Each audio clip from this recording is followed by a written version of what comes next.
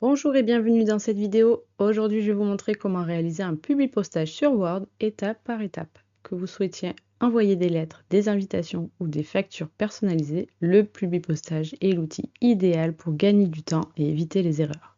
Mais avant de poursuivre, n'oubliez pas de liker la vidéo, de vous abonner à la chaîne, de partager autour de vous et de laisser vos questions en commentaire. Donc le publipostage, c'est une fonctionnalité qui permet de créer un document unique et qui sera automatiquement personnalisé pour chaque destinataire grâce à une liste de contacts. Par exemple, dans l'exemple que nous allons faire aujourd'hui, nous avons créé une liste de contacts sur Excel et nous allons utiliser un modèle de document Word. Pour commencer dans les étapes du publipostage, je vous conseille déjà de visualiser votre base de données, de regarder les différentes colonnes qu'elle comporte. Ça va vous aider à rédiger du coup le corps de votre lettre, mais aussi d'insérer les bons champs. Quand on regarde du coup les noms des colonnes, c'est ce qu'on va pouvoir repérer après sur Word. Donc dans mon document, là j'utilise un modèle de document, vous pouvez très bien faire en rédigeant votre document.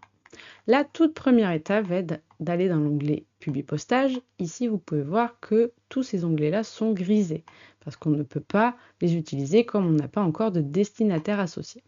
Donc, on va aller chercher nos destinataires. Ici, dans la sélection des destinataires, je vais pouvoir entrer une nouvelle liste. Ça m'ouvrira du coup une fenêtre sur Word pour rentrer les données de ma liste.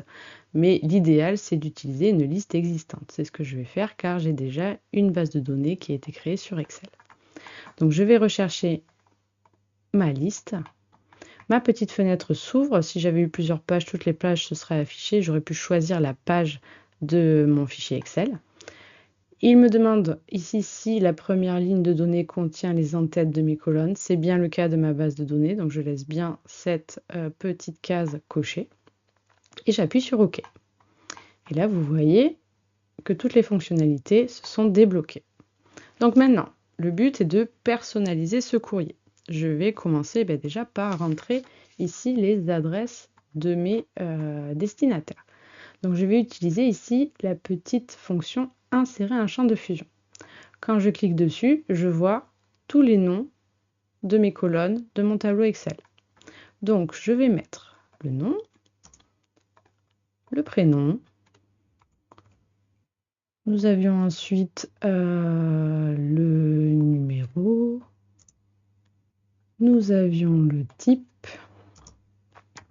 Nous avions l'adresse. Nous allons ensuite mettre le code postal et la ville.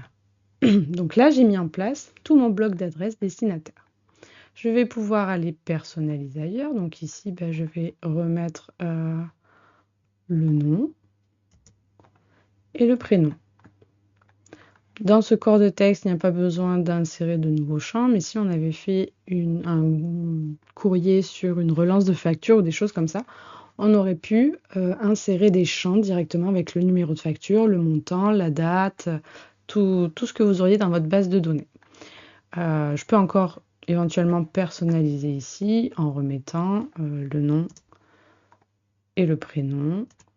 Je vais enlever du coup le M majuscule et on va mettre une petite virgule juste après. Donc là, j'ai inséré du coup toutes les zones que je souhaitais personnaliser sur ma lettre.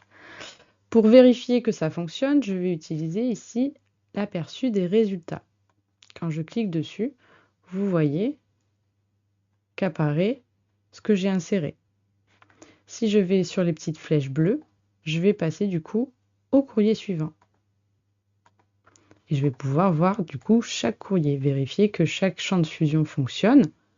Alors en règle générale, on ne les regarde pas tous parce que là la base de données est assez conséquente, il y a plus de 200 lignes dessus. Mais ça nous permet de voir que l'adresse ne soit pas trop décalée, que ça ne revienne pas à la ligne, que du coup ça se mette en bon caractère. Et voilà. Je reclique sur aperçu des résultats et je repasse du coup sur mon mode champ. Une fois que je suis sûre de mon courrier, je n'ai plus du coup qu'à le fusionner. Ici, vous avez le bouton terminer et fusionner. vous allez pouvoir faire modifier des documents individuels, imprimer les documents ou envoyer des courriers. Donc on va faire modifier les documents individuels. Vous allez pouvoir choisir si vous voulez faire tous les documents, juste l'enregistrement en cours ou choisir certains documents. Donc on va mettre de 1 à 4, ça suffira. Et on va faire sur OK. J'ai une nouvelle page qui s'ouvre et ici vous avez mon premier courrier, mon deuxième courrier, mon troisième courrier et mon quatrième courrier. Et voilà, mon Publipostage est fait, j'ai plus qu'à l'envoyer. Donc vous voyez, la puissance du Publipostage, c'est de pouvoir vraiment personnaliser le même courrier pour toute une base de données qui peut contenir énormément de contacts. Je vous laisse maintenant appliquer le Publipostage et je vous dis à très vite dans une autre vidéo.